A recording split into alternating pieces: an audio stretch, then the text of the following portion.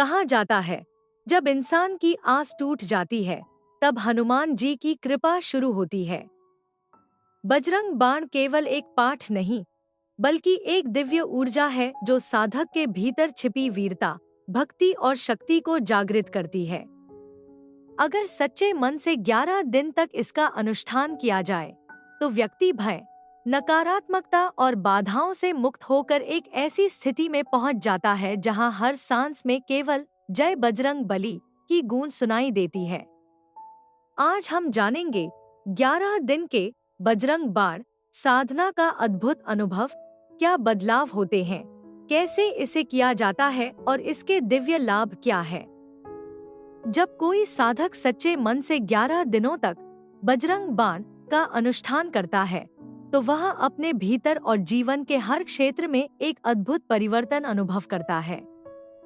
यह साधना केवल पाठ नहीं होती, यह एक ऊर्जामय यात्रा होती है जो साधक को भय, नकारात्मकता और दुर्भावनाओं से मुक्त कर एक दिव्य शक्ति से जोड़ देती है।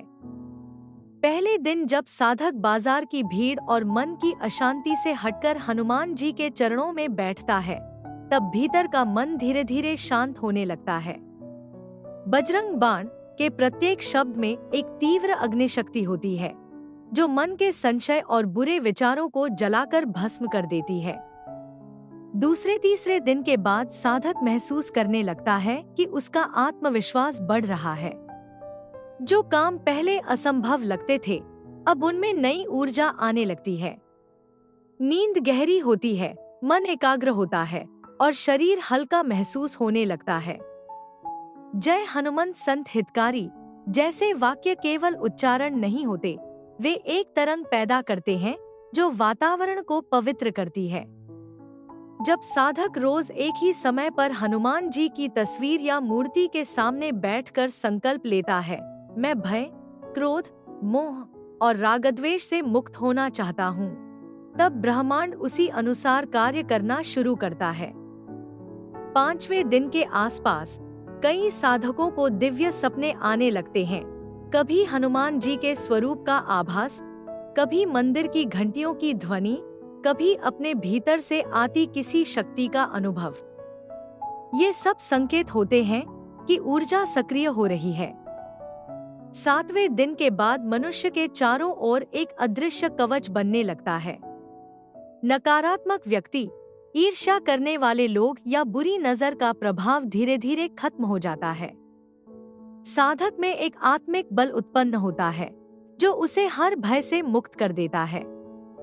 अगर कोई व्यक्ति लगातार 11 दिनों तक शुद्ध आचरण रखे, ब्रह्मचर्य, संयम और सत्य का पालन करे, तो बजरंग बाण का प्रभाव कई गुना बढ़ जाता है।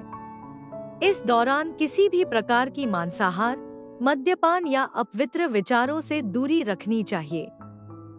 हनुमान जी की कृपा से इस साधना के परिणामस्वरूप मानसिक शांति गहरी होती है। जो व्यक्ति अवसाद, भय या असफलताओं से ग्रसित है, उसे एक नई दिशा और ऊर्जा मिलती है। ऐसा लगता है जैसे भीतर कोई अदृश्य बल कह रहा हो, तू डरे नहीं, मैं तेरे साथ हूँ। साधना के नियम सरल हैं।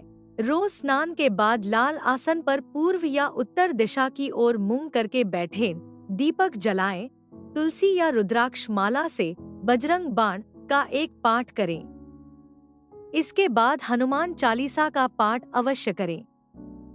11वें दिन जब अंतिम पाठ पूरा होता है, तब एक शांत आभा का अनुभव होता है। आंखें स्वतः बंद हो जाती हैं और मन में केवल एक ही भाव उठता है, जय बजरंग बली। उस क्षण साधक का शरीर हल्का लगता है, सांसें गहरी और स्थिर हो जाती हैं और मन एक दिव्य मौन में उतर जाता है। इस साधना के बाद कई लोग बताते हैं कि उनका कार्य अचानक सिद्ध हो गया, रुके हुए पैसे लौट आए, शत्रु शांत हो गए और भीतर का डर पूरी तरह मिट गया। कुछ लोगों को तो ऐसा लगता है जैसे उनके घर के वातावरण में ही पवित्रता आ गई हो। बजरंग बाण की शक्ति केवल बाहरी नहीं है, यह आंतरिक रूपांतरण का माध्यम है। यह साधना व्यक्ति को भीतर से निर्भीक बनाती है, उसके विचारों को तेज करती है और उसकी आत्मा को मजबूत करती है। इस साधना का सबसे बड़ा लाभ यह है कि साधक का मन हनुमान तत्व में विलीन होने लगता है। वह हर परिस्थिति में साहस, भक्ति और संतुलन बनाए रखता है। कुछ लोग कहते हैं कि यह पाठ कठिन है क्योंकि इसमें शब्दों की ऊर्जा बहुत प्रबल होती है, परंतु जो व्यक्ति श्रद्धा से इसे करता है उसे किसी भय या पीड़ा का सामना नहीं करना पड़ता। हनुमान जी स्वयं उसकी रक्षा करते हैं। 11वें दिन के बाद भी यदि साधक रोज जय हनुमान ज्ञान गुण सागर का जाप करता रहे तो यह शक्ति स्थायी बन जाती है। जीवन में आने वाले संकट स्वतः दूर होने लगते हैं। इस साधना के गहरे लाभों में मानसिक शक्ति, आत्मविश्वास, रोग प्रतिरोधक क्षमता और सकारात्मक ऊर्जा शामिल है। साधक धीरे धीरे एक चुंबकीय व्यक्तित्व बन जाता है। लोग उसकी ओर आकर्षित होते हैं क्योंकि उसके भीतर हनुमान तत्व प्रकट हो चुका होता है। सच्चा लाभ तब मिलता है जब साधना केवल भय या इच्छा से नहीं, बल्कि प्रेम और श्रद्धा से की जाती है। हनुमान जी भक्ति के सागर हैं। वह उसी हृदय में उतरते हैं जो विनम्र, सच्चा और सेवा भाव से भरा हो। और जब यह साधना पूरी होती है तब व्यक्ति केवल लाभ नहीं, बल्कि अनुभव प्राप्त करता है। उस अनुभव में शक्ति है, शांति है और यह विश्वास कि जो हनुमान का नाम लेता है उसे कोई संकट छू नहीं सकता। अंत में यही कहा जा सकता है कि बजरंग बाण के 11 दिन साधक के लिए केवल पूजा के दिन नहीं, बल्कि आत्मिक पुनर्जन्म के दिन होते हैं। यह साधना उसे भयमुक्त, कर्मशील और आध्यात्मिक बनाती है।